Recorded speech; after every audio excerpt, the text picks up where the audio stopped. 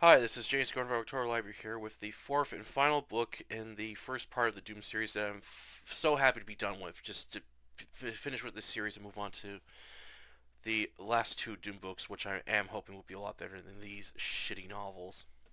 The book I'll be reviewing today, Endgame by Daffodil Hugh and Brad Wienerhaver, worst fucking pen names I ever heard of, by Pocket Star Books, and this was published in 1996. This is an absolute train wreck, just absolutely terrible. And I really like how this book is called Endgame because that's a fitting name because this is the final book in the series. And what's funny is at the end of the book, it has the end like, ooh, there might be another book to this. Nope, this is the final book, and I'm glad it is because I could not, because I could only imagine if these two assholes were given permission to continue this awful series doesn't that comes pretty damn close to being a fanfic. Oh, it'll be a disaster. Well, the series is a disaster. It was doomed to fail to begin with. Pun intended. All right. Anyway, I'll explain in my review why this book is awful and why you should just avoid this first Doom series completely. Just avoid it at all costs. It's not worth reading. All right, on to the review. Plot. After the events of Inferno Sky, Flynn, Taggart, and Arlene Sanders are the only survivors after their team was killed fighting against a huge demon in space. They are on board a Clev ship heading for the alien homeworld of these demons known as the Freds. Joining them is two Clev aliens, Sears and Roebuck. However, Arlene has become depressed after the death of Albert as she spends most of the time shooting up dead demons or the hulls of the ship, along with fantasizing of bringing the dead demons back to life, only to kill them again, then repeat the process all over again. Flynn is unable to get her to stop, so he walks into the line of fire, getting wounded, causing Arlene to freak out. And to make matters worse, Sears and Roebuck reveal it will take them 200 years to reach the Fred homeworld, and they won't have enough supplies to return back to Earth, causing distrust within the group as both Flynn and Arlene know everyone they knew back home will be gone. And lastly, they have no one else to back them up in this battle, just the four of them taking on a whole army of demons. When they reach the planet, their ship is shot out of the sky, crash landing. Flynn and his team begin fighting the Fred while studying them. At one point, they capture a live Fred who calls itself Rumpelstiltskin, claiming it's fighting against another alien race called Newbies. After asking a bunch of stupid questions, Rumpelstiltskin tells Flynn he's got friends who will help him after they kill him. Flynn and his team are ambushed by Rumpelstiltskin friends as they kill them. Flynn and Arlene explore more of the Fred planet till they capture newbies and bring them back to the ship to question them. Flynn gets nowhere with them at first, which causes him to kill one in anger. The remaining newbies agree to help Flynn and state Earth is in danger as the Fred have launched a full invasion on the planet. Despite Sears and Roebuck trying to reason with Flynn, by the time they reach Earth it will be too late, but refuses to take no as an answer. So they get their ship off the Fred homeworld and head straight back to Earth. As they reach their planet, it's shot out of the sky again and is badly damaged. Flynn, Arlene, Sears, and Roebuck nearly die in the crash landing, taking what supplies and weapons they have and stitch together makeshift clothing as their uniforms are badly damaged. They explore the ruins of Earth that have changed into a massive jungle. Flynn and Arlene find a group of people, but to their shock, these humans have gone back to the Stone Age. Later on, they engage in a shootout with another group of humans that captures them. Flynn and Arlene are taken back to their base and learn that the demons have not only taken over the world but have destroyed all civilization, leaving different areas controlled by different tribes. The leader goes to kill Flynn with a turret, but just as it's about to activate, Arlene escapes from her holding cell, knocks the leader down, killing him, and shuts down the turret before it can blow Flynn to pieces. As the two fight their way out, they find other human prisoners. Flynn and Arlene gain access to the security room, causing an alarm to go off as they fight their way out, escaping with the prisoners back to the wastelands of Earth. But they are once again captured by another tribe and send Flynn into a dungeon. There he finds weapons from dead bodies along with a snake-like demon. Using his weapons to threaten it, it decides to join Flynn's side as its new master. It explains the invasion has caused humans to evolve into a mixture of cavemen or mutants. Flynn and his snake pet escape the dungeon as he sets off to find Arlene. Can Flynn save the human race, stop the demons from controlling the world forever, or is he doomed to fail? Endgame, what a fitting name to this final novel in this train wreck series. Like the previous novels written by these two assholes, Endgame is a total mess. It's terribly written along with pacing going over the place. And like before, this novel is mostly featureless as it has little to no detail within the story.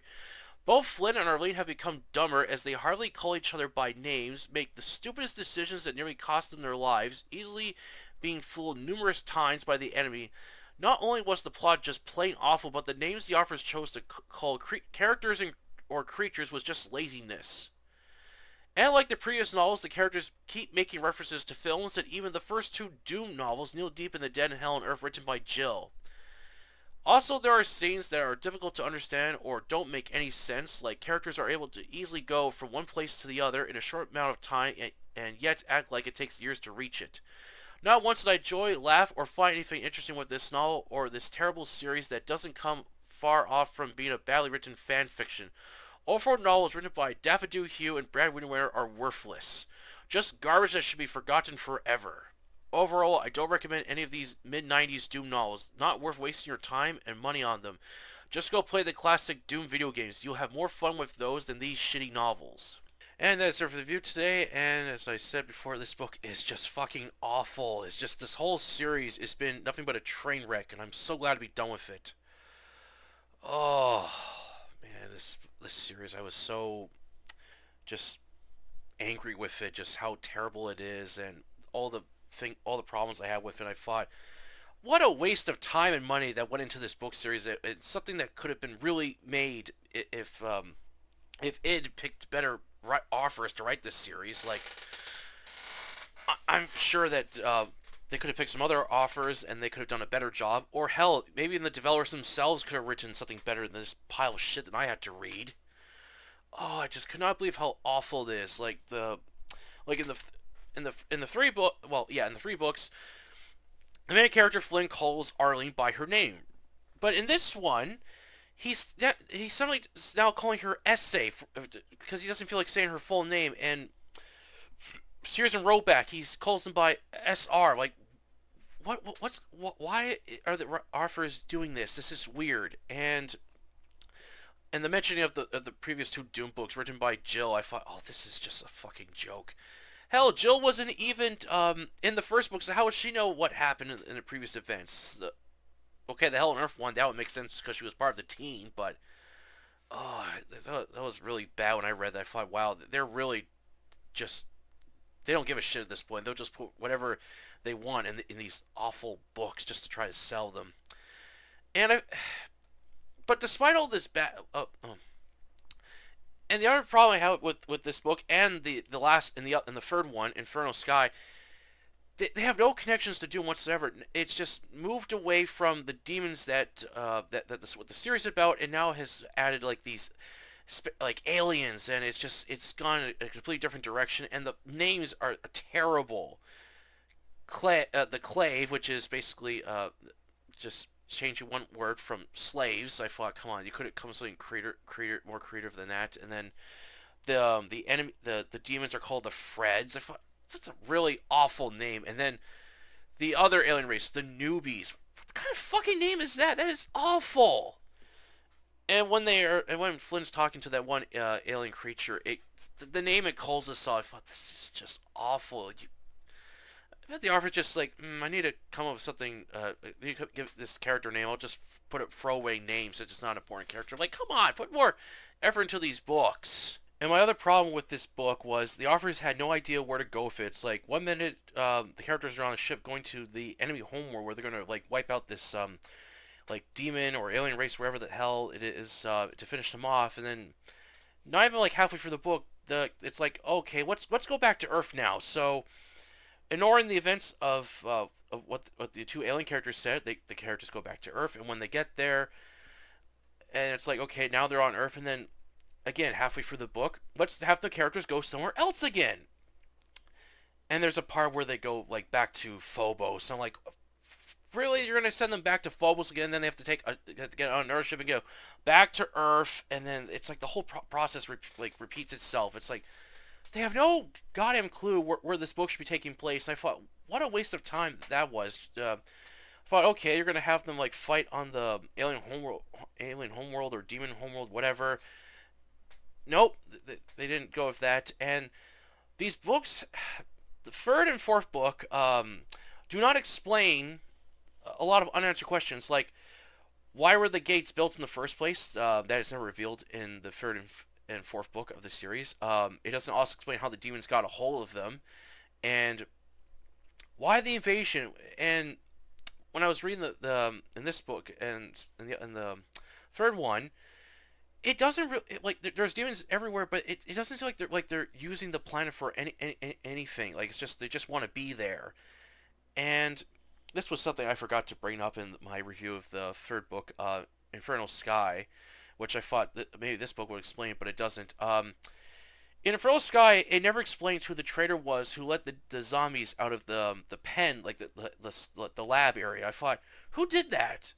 It seems like the authors were going to have like a traitor amongst the group in the third book, but decided halfway through it, nah, fuck it, let's throw that idea out and just move on and throw that idea out the window. It just fuck, come on, like they constantly keep mentioning things, but they don't explain them, and they just keep adding more stuff. It's really terrible. It's like nothing was planned out in this series at all.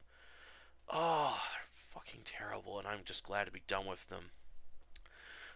So if you ever see these first four Doom novels by these two assholes, avoid them all costs. They're not worth reading. Waste your time on them. They're not worth it. There's nothing funny about them or interesting about them. They're worthless. They're just piles of shit. Is what they are. Now that I'm done that, now I will move on to this series part. Doom 3 Worlds on Fire by Matthew Costello. I have more confidence in this series because Matthew Costello wrote the screenplay for Doom 3, which is my favorite of the Doom series, so I am looking more forward to reading this book and have more confidence in it than these piles of shit that I have to read. Alright, that's it for the review today. Hope you enjoyed it, and if you like it, please like this video, share it, and don't forget to subscribe to October Library, the YouTube channel, and the Facebook group of the same name, a place to post share review fiction. Until then, I'll catch you later.